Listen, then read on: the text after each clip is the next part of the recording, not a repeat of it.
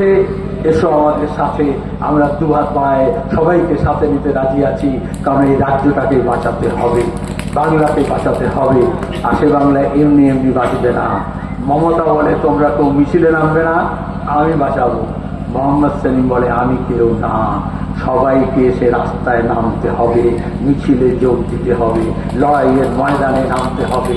সবাই হাতে হাত মিলে কাঁধে কাঁধ লাগিয়ে যদি আমরা একসঙ্গে হই, তাহলে কোনো 56 কোনো 356 দিয়ে হবে না।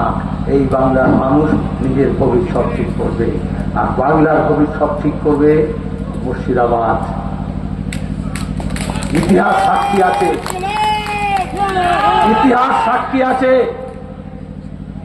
এই পলাশীর প্রান্তরে বিশ্বাসঘাতকদের জন্য সিরাজউদ্দৌলার পরাজয়ে শুধু বাংলার ইতিহাস না, ভারতের ইতিহাস পাল্টে গিয়েছিল। আজকে যদি বিশ্বাসঘাতকদের চিনে নেন, মুর্শিদাবাদের মানুষ একসঙ্গে হয়, তাহলে আমরা আবার ইতিহাস লিখতে পারি।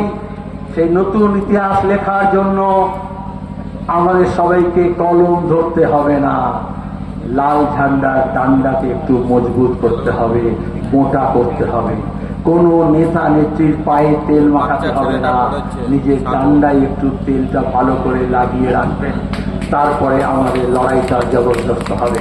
হবে লড়াই, পেছনে যারা আছে হবে লড়াই, একসাথে হবে। ইনকলাব।